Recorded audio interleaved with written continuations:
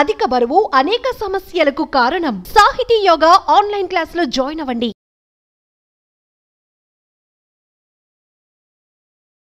బయట ఫుడ్స్ తింటూ ఉంటాం కదా, తెలుసు అందరూ చూస్తూనే ఉంటారు. అగైన్ అండ్ అగైన్ అది ఎన్నోసార్లు బాయిల్ అయ్యి దాంట్లో వేసి పూరి ఇలాంటి బోండా ఇలాంటివన్నీ, వడ ఇలాంటివన్నీ. ఒక లీటర్ ఆయిల్ ఇండియాలో దొరికే ప్రైస్కి 5 లీటర్లు అక్కడ దొరుకుతుంది. దీనివల్లే క్యాన్సర్ రిస్క్ చాలా.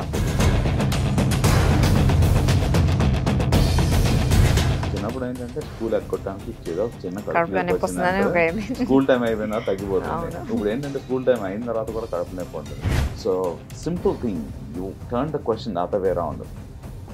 ఓన్లీ పెరుగన్నం తిని దాంతోపాటు you don't feel that kick. అది వినడానికి సో ఒకప్పుడు లేని క్యాన్సర్స్ ఇప్పుడు ఎందుకు వస్తున్నాయి? వ్యాక్సిన్ తీసుకున్నా, మెడిసిన్ వేసుకున్నా ఇంట్లోనే ఏదో మసాలాస్ అన్నీ వేసేసి, ఏవి మనం బిర్యానీలో వేసే మసాలాలు అన్నీ వేసి అది తాగేసేయండి. అది ఎంతవరకు కరెక్ట్? అసలు అట్లా వేసుకున్న వాళ్ళకి ఎఫెక్ట్ ఇప్పుడు చూపిస్తుంది అని అంటున్నారు. అది ట్రూవా? సో కరోనా వైరస్ లంగ్స్కి వెళ్తుందా, పొట్టకి వెళ్తుందా? అమ్మో, ముక్కులోంచి పీల్చుకుంటే ముక్కులోని కదా టెస్ట్ చేయండి.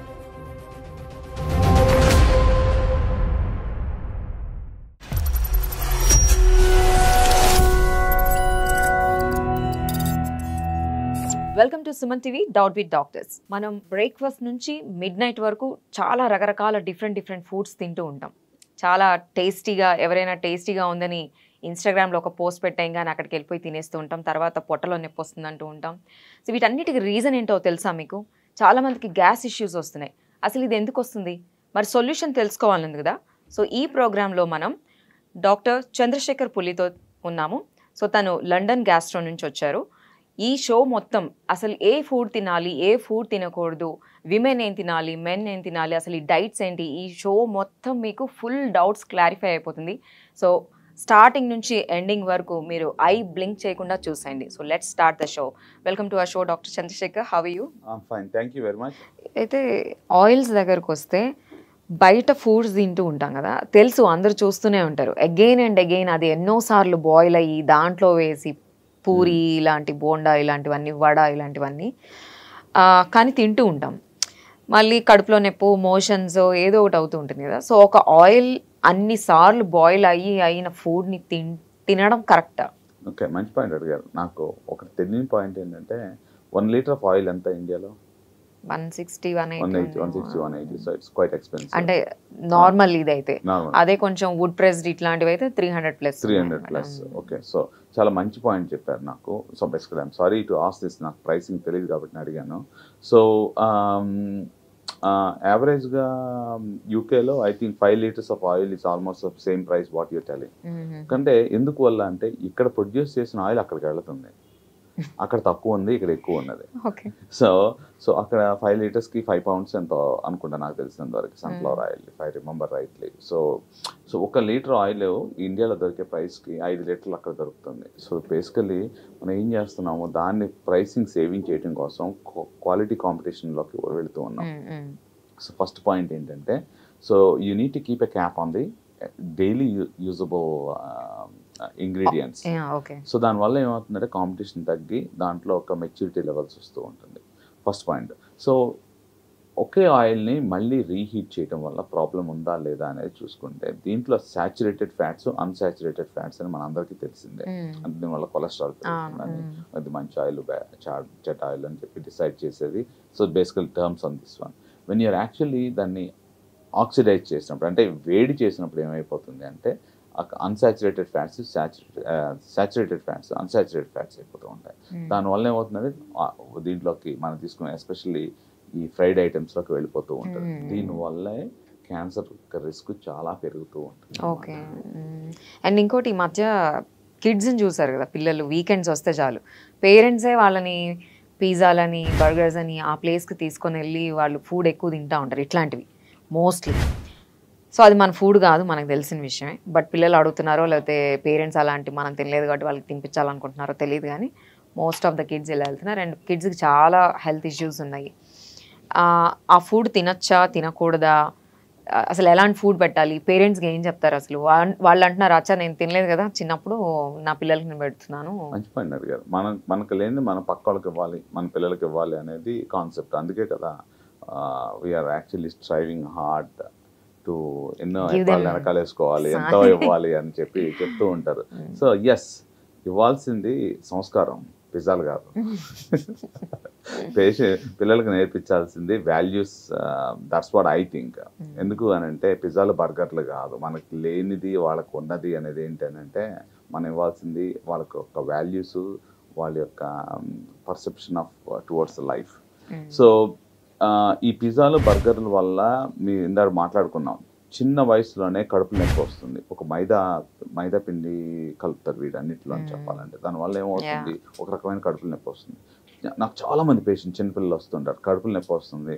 చిన్నప్పుడు ఏంటంటే స్కూల్ ఎగ్గొట్టడానికి ఏదో చిన్న కడుపు నొప్పి వచ్చిందంటే స్కూల్ టైం అయిపోయిన తర్వాత తగ్గిపోతుంది. ఇప్పుడు ఏంటంటే స్కూల్ టైం అయిన తర్వాత కూడా కడుపు నొప్పి ఉంటుంది. ఇది ఎందువల్ల అంటే మనం తీసుకున్న ఫాస్ట్ ఫుడ్స్, చిప్స్, లేకపోతే వేరియస్ చాక్లెట్స్. ఒకప్పుడు ఏంటంటే I think we earned for those chocolates. For example, మన గ్రాండ్ మదర్ వచ్చి ఒక చిన్న పని చేయమంటే they used to give pennies. So అది చేసుకుని దాన్ని సేవ్ చేసుకుని దాంట్లో చూసుకుని those are called values. అది మనకు లేనిది వాళ్ళకి ఇవ్వడం అనేది ఏంటంటే you need to earn for your bread. So మైదా పిండితో వచ్చిన బ్రెడ్ కాదు, ఇలాంటివి ఇవ్వాలంటారు. సో మనకు లేనిది వాళ్ళకి ఇవ్వాల్సింది మనకున్న ఇవ్వండి చాలు, వాల్యూస్. యా, ఈ మధ్య ఒక మూవీలో కూడా వచ్చింది మైదా గురించి, వెరీ రీసెంట్. సో నేను అనేది ఎకరాల పొలం కాదు, మైదాలు కాదు, నేను చెప్పేది give children the values and they will sustain their life. And ఇంకోటి, ఇప్పుడు ఆయిల్ ఫుడ్ అంటే మోస్ట్లీ బిర్యానీనే తింటారు, అందరు వెళ్తే బిర్యానీనే తింటారు. అలాంటి ఆయిలీ ఫుడ్ తిని వెంటనే ఈ డ్రింక్ తాగొచ్చా, వేసుకోవచ్చా? సో ఇక్కడ basically for example we're talking about biryani కాబట్టి, లేకపోతే స్పైసీ ఫుడ్ తీసుకున్నప్పుడు కానీ, లేకపోతే సో నేను జనరల్గా when I did this study నేను ఎలా అసోసియేట్ చేసుకున్నాను అని అంటే, just I put the same question opposite. ఇప్పుడు పెరుగన్నం తిని కోక్ తాగుతారా?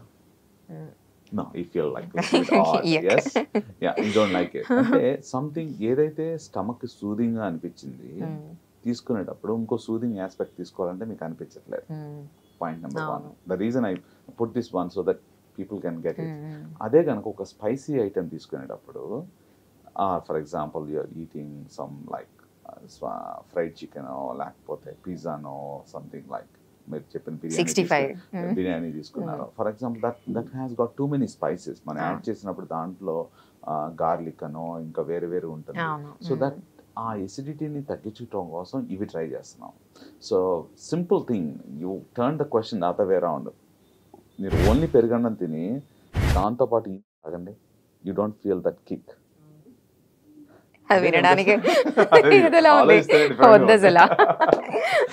నాకు ఒక సినిమా గుర్తొస్తూ ఉంటుంది, వాళ్ళ బావతో ప్రేమగా తీసుకొచ్చి he is having his party with his friends or whatever drinks that they are having, తీసుకొచ్చి బావ పొద్దున పరవన్నం మిగిలిపోయింది దీంట్లో కలుపుకోమంటారు. So same thing like that. So why అంటే సింపుల్ గా జనాలకు అర్థం అవడం కోసం చెప్తున్నాను ఈ విషయం. ఎందుకు అని అంటే, so when you have something that irritates the stomach, people are soothing with opposite effect. That's what they are doing it.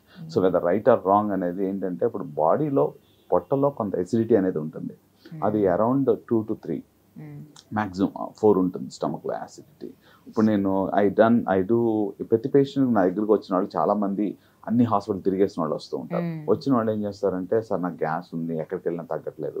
Obviously వచ్చిన డాక్టర్ ఇప్పుడు మీతో నేను మంచిగా మాట్లాడాలంటే, మీరు బాగా చేస్తారండి, బాగా చూస్తారండి, నన్ను మీరు కాపాడతారని వచ్చానండి, మీ యూట్యూబ్ చూసి వచ్చానండి అని ఏదో చెప్తారు. సో అయిపోయిన తర్వాత నా వే ఆఫ్ ప్రాక్టీస్ ఎలా ఉంటుంది అని అంటే, ఏదో కౌలు చెప్పేదానికంటే, if you actually show them the reason is this and that's why they're getting better. నా దగ్గర వచ్చే పేషెంట్స్ అందరికీ ఇంప్రూవ్మెంట్ ఎందుకు వస్తుంది అని అంటే, నేను వాళ్ళకి ఏం చేస్తాను, పిహెచ్ ఇంపిడెన్స్ అని ఉంటుంది. యాక్చువల్ లోపల పెట్టినప్పుడు చూపిస్తే వాళ్ళకి యాసిడ్ లెవెల్స్ 1 ఉంటున్నాయి, కొంతమందికి అయితే 0.5 ఉంటుంది. అంటే అంటే దానికి పొట్టకు హోల్స్ పడిపోయి అంత ఎసిడిటీ వస్తుంది. So then I started looking at ఎందువల్ల వస్తుంది. మనం తీసుకునే వాటర్ కానీ, మనం తీసుకునే డైట్ కానీ, తీసుకునే స్ట్రెస్ కానీ, లేకపోతే ఇర్రెగ్యులర్ హ్యాబిట్స్. మీరు 4 o'clock బిర్యానీ అని అన్నారు చూసారా, ఈ టైప్ ఆఫ్ థింగ్స్ ఇది ఎవరితో షేర్ చేయరు.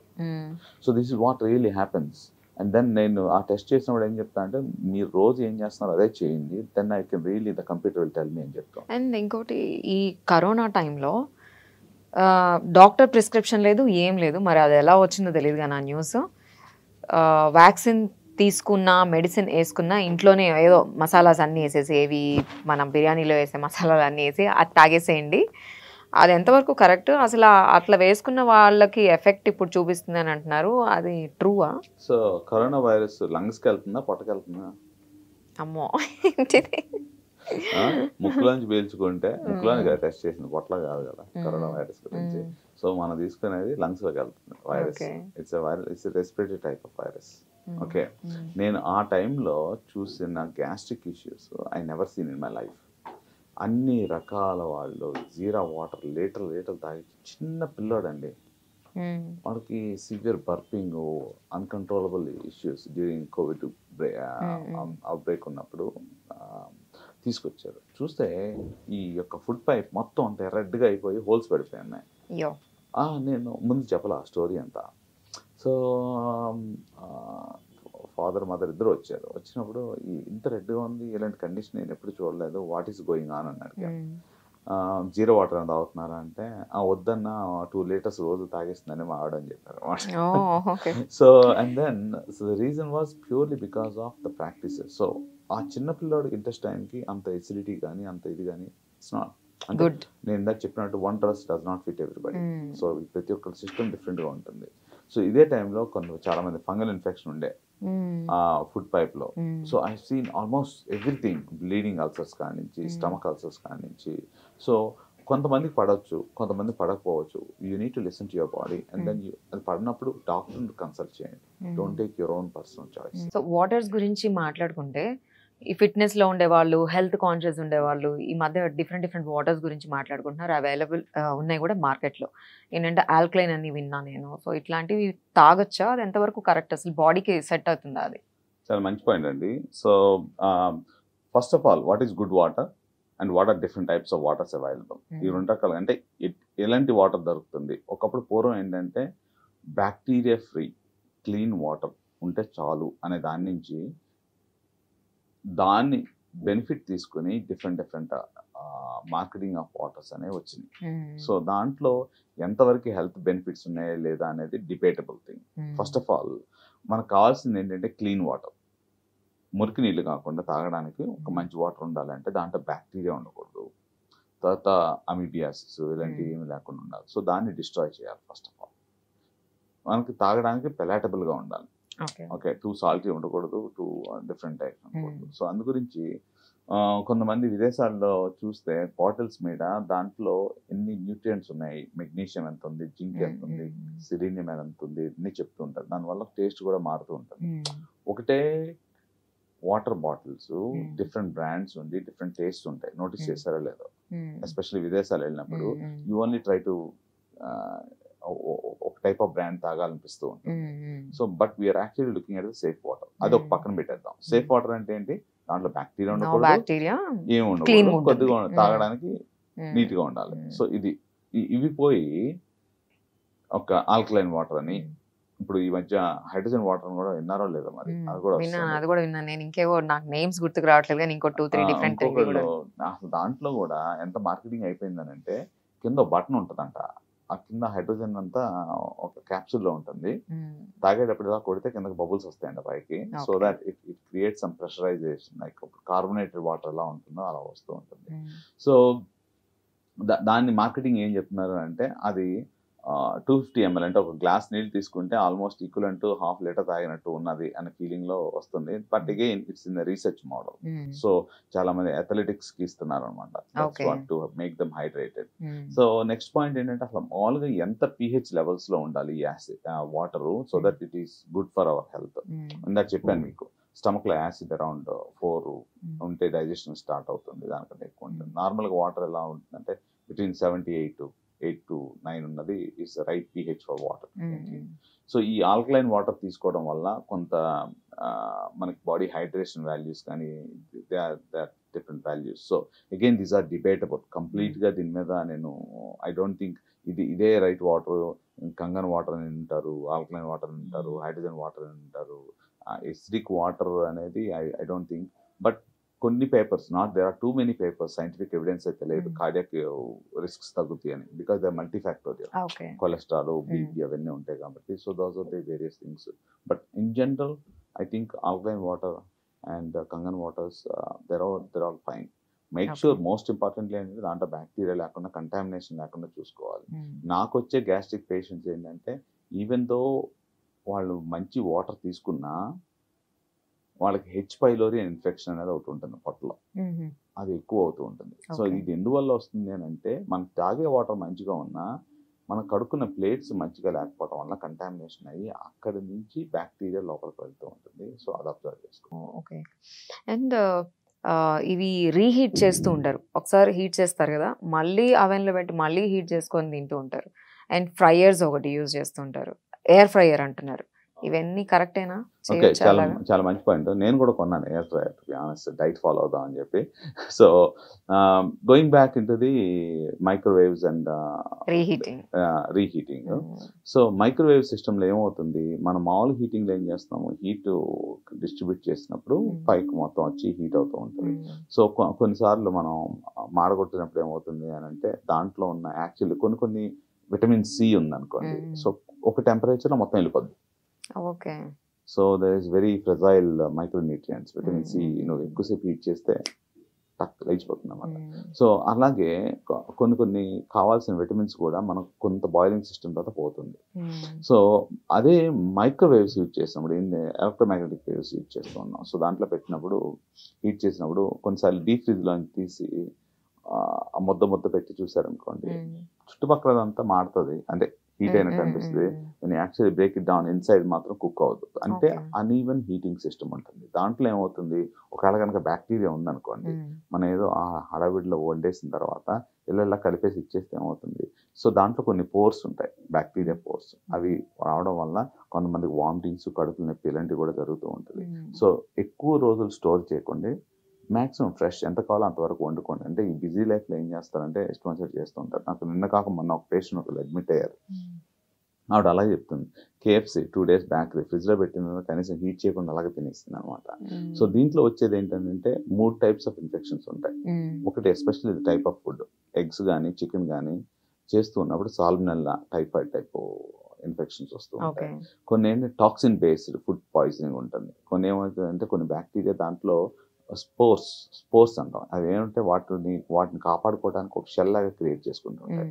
వెన్ యూ హీట్ ఇట్ అంత మైక్రోవేవ్, అవి బ్రేక్ అయిపోయి టాక్సిన్స్ కింద వస్తుంది. తీసుకోగానే ఇమీడియట్గా ఫీవర్ రావడం, వామిటింగ్ రావడం, డయేరియా రావడం, అలాంటి టాక్సిన్ బేస్డ్ ఫుడ్ పాయిజన్స్ ఇలాంటివన్నీ జరుగుతూ ఉంటాయి అన్నమాట. సో నేను ఇంకో రకంగా చెప్తాను. మూడోది ఏం చేస్తారంటే, ఫర్ ఎగ్జాంపుల్ మనకు కావాల్సిన ఇంతే ఫుడ్ ఉంటే 10 మందికి ఆర్డర్ చేస్తాం. 10 మందికి ఆర్డర్ చేసినప్పుడు మిగిలిపోయింది మనం ఏం చేస్తాం, తీసుకెళ్ళి ఒక 4 గంటల తర్వాత తీసుకెళ్ళి ఫ్రిడ్జ్లో ఉంటాం, not immediately what ever it is. So అది కూడా తప్పు.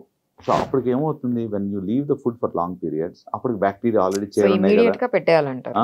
అంటే మరి వేడిగా అంటే అంత మరి వేడి కాకుండా ఒక 4 గంటలు వదిలేసి తర్వాత 4 సార్లు కెలికేసిన తర్వాత నెక్స్ట్ రోజు పనికి వస్తుంది కదా లోపల పెట్టుకుంటే దాంతో పాటు బ్యాక్టీరియాని తీసుకెళ్ళి దాంట్లో పోషిస్తాం అన్నమాట. పోషించి బయటికి తీసి దాన్ని పెంచి మళ్ళీ వేరే వాడికి ఇస్తాం. అసలు ఇదంతా ఎందుకు అంటే ఫ్రెష్ ఫుడ్ బెటర్, ఇంకోటి లేదని అంటారు. ఎగ్జాక్ట్లీ.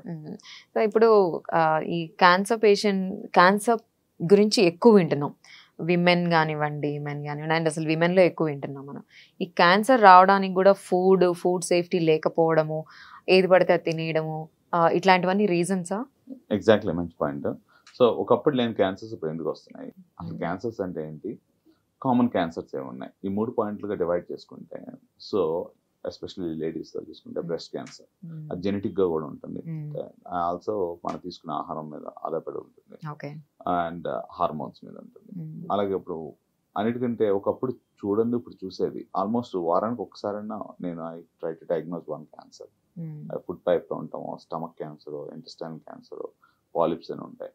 సో వీటికి కూడా మనం మారుతున్న కాలానికి మనం వాడుతున్న ఫుడ్ కలరింగ్ ఏజెంట్స్ వాడుతూ ఉంటాం. సో ఇవన్నీ ఏం చేస్తాయంటే మామూలుగా కావాల్సిన కణాలకి వేరే దాంట్లో మార్పిడి జరగడం వల్ల చిన్నగా మొదలయ్యి క్యాన్సర్గా మారుతూ ఉంటుంది. అవన్నీ కాకుండా చాలా మంది మెడిసిన్స్ వాడేస్తూ ఉంటారు. ఫర్ ఎగ్జాంపుల్ ఏం చేస్తూ ఉంటాం, మీకు కొద్దిగా గ్యాస్ అనిపించింది అనుకోండి, డాక్టర్ దగ్గరికి వెళ్తాం ఎందుకు, పక్క షాప్కి వెళ్తే గ్యాస్ టాబ్లెట్ ఇచ్చేస్తారు కదా అనుకుంటారు. సో ఈ గ్యాస్కి వేసుకున్నప్పుడు ఏమవుతుందంటే ఒక్క చోట ఉండాల్సిన యాసిడ్ లెవెల్స్ ఇంకో చోటకు వెళ్ళినప్పుడు దాంట్లో కణాలను తేడా కనిపిస్తుంది. బ్యారెట్స్ ఈసోఫేగస్ అని అంటారు. దీన్ని ఏం చేస్తారు, మాస్క్ చేసుకుంటుంటారు. టాబ్లెట్లు వేసుకుని ఓకే పర్వాలేదు, మీరు చెప్పినట్టు ఇనో తాగడం, కోక్ తాగడం ఏదో చేస్తూ ఉంటారు. 2 నిమిషాల్లో అవ్వాల్సిన పనిని ముందే కనుక్కుంటే ఏం చేస్తాం, ఎర్లీగా ఉంటే తీసేస్తాం విదేశాల్లో, దాన్ని వదిలేస్తూ ఉంటారు. సో లాస్ట్ వీక్ ఒక ముసలావిడ వచ్చారు మాకు 70 years, 3 నెలల నుంచి చెప్తున్నారంట నాకు ఈ ప్రాబ్లం ఉంది అని. అంటే ఆవిడ ఉండేది గద్వాల, పిల్లలు ఉండేది వేరే చోట. ఆ మాట లేదు. స్టేజ్ 1 క్యాన్సర్ కాస్త స్టేజ్ 3 తర్వాత 3 నెలల తర్వాత జస్ట్ ఈనో తాగిచ్చి తీసుకురావడం వల్ల what I could able to, అంటే పెద్ద సర్జరీ లేకుండా తీసేయాల్సిన ప్రాసెస్ని దే హ్యావ్ డిలేడ్ ఇట్. చాలా మంది పెద్ద చేసుకుని వస్తారు. ఎందుకు? Because of the easy availability of medications. ఎక్కడికి వెళ్తే అక్కడ మందులు దొరికి వేసుకుంటారు, సొంత డయాగ్నోస్ చేసుకుంటారు. చాలా మంది క్లినిక్ వచ్చి అడుగుతుంటారు, ఏదో టాబ్లెట్ రాయండి సార్ అంటారు. ఏదో టాబ్లెట్ రాయటం ఏంటి, ప్రాబ్లం ఏంటో తెలుసుకోకుండా. You understand? సో విదేశాల్లో ఇలా జరగదు. So I mean we talk to them, నీకు ఇంత ఏజ్ ఉంది, ఈ సిమ్టమ్స్ ఉన్నాయి, రెడ్ ఫ్లాగ్ సిమ్టమ్స్ అంటారు అన్నమాట. కొంతమంది మింగుడు పడకపోవడం, కొంతమందికి రక్తం పట్టడము, వెయిట్ లూజ్ అవటము, ఎనీమియా రావడం, these are all called red flags. Then you have to do something about it. అంటే లేదని ప్రూవ్ చేసుకున్న తర్వాత ఏదైనా చేయొచ్చు. సో వాళ్ళు ఏం చేస్తారు అంటే ఏదో రాయండి సార్ అంటారు అన్నమాట. సో ఇందాక జస్ట్ మనం మాటల్లో మాట్లాడుకున్నాం కదా, కలర్స్ వేస్తూ ఉంటారు, అజినోమోటో ఒకటి ఉంటుంది, ఇట్లాంటివన్నీ తెలిసినా కూడా తింటూ ఉంటారు. సో అది మన గట్ మీద ఎలాంటి ఎఫెక్ట్ చూపిస్తుంది? మంచి పాయింట్ చెప్పారు. సో కొంతమంది, చిన్న ఎగ్జాంపుల్ చెప్తాను, గుట్కా గురించి యాడ్ చేయకూడదు, కానీ ఎంతమంది నవ్వుతూ ఉంటారు. You understand? సో ఇదేంటంటే ఆ పర్టికులర్ సెల్కి ఆ exposure of the chemical is not right. So నేను చాలా మంది చూస్తూ ఉంటాను, సరే నాకు అన్ని మంచి హ్యాబిట్స్ ఉన్నాయంట, చూస్తే ఇక్కడ అంతా నల్లగాను తెల్లగాను ఏ రకమైన టారింగ్ ఉంటుంది. సో టారింగ్ ఉన్నప్పుడు నేను ముందు చెప్పరు, గ్యాస్ ప్రాబ్లం అంటుంటారు. నేను identify them the moment they walk in. I can to see ఇక్కడ అదంతా ఉంటుంది, కలర్ డీకలరేషన్ ఉంటుంది. వాళ్ళ ప్యాంక్రైటిస్ కూడా వస్తుంది పేషెంట్స్. అలాగే కలరింగ్ ఏజెంట్స్ వల్ల క్యాన్సర్ రిస్క్ చాలా ఎక్కువ ఉంటుంది. అందుకే నాకు చెప్తున్నాను 65 ఐటమ్స్ 4 వాళ్ళ మధ్యన మనం ఉంటేనే కాదు, ఫుడ్ని కూడా పెడతారు అన్నమాట. ఓకే, సో అందుకని చెప్పి అది తీసుకోకుండా ఉండడం బెటర్ అంటారు మీరు. సో ఈ షో ద్వారా చూస్తున్న ఎవరైతే మనకి ఆడియన్స్ ఉన్నారో, ఈ షో త్రూ మీరు ఏ మెసేజ్ ఇవ్వాలని అనుకుంటున్నారు? ఓకే, ఈ షో త్రూ నేను చెప్పాల్సింది ఏంటంటే, చాలా మందికి కాంప్లెక్స్ ప్రాబ్లమ్స్ ఉంటాయి. డెఫినెట్గా నేను చెప్పేది ఏంటంటే, సొంత నిర్ణయాలు తీసుకోవద్దు, సొంత ప్రయోగాలు చేయొద్దు, సొంత చిట్కాలు ఫాలో అవ్వద్దు. ప్రతి మనిషి బాడీ డిఫరెంట్, ప్రతి సిచ్యువేషన్లోనూ డిఫరెంట్. ఇవాళ ఒక రకంగా ఉంటే రేపు ఒక రకంగా ఉంటుంది. మీరు వాడే మెడికేషన్స్కి ఇంటరాక్షన్స్ ఉంటూ ఉంటాయి. So you better take a medical advice. And చిట్కాలు ఓకే పనిచేస్తాయి కొంతవరకు, దాన్నే కంప్లీట్గా ఇది 100% ఒకళ్ళు చేశారు కాబట్టి అందరూ ఫాలో అవ్వాలని నేను చెప్పను. ప్రతి ఒక్కళ్ళ బాడీ డిఫరెంట్, ప్రతి ఒక్కళ్ళు డిఫరెంట్గా ఉంటారు, ప్రతి ఒక్క సిచ్యువేషన్ డిఫరెంట్గా ఉంటారు. Just try and take medical advice.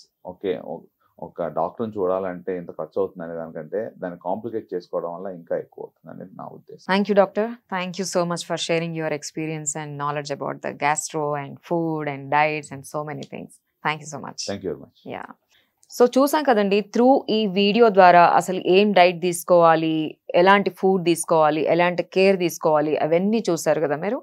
Stay tune and thank you so much.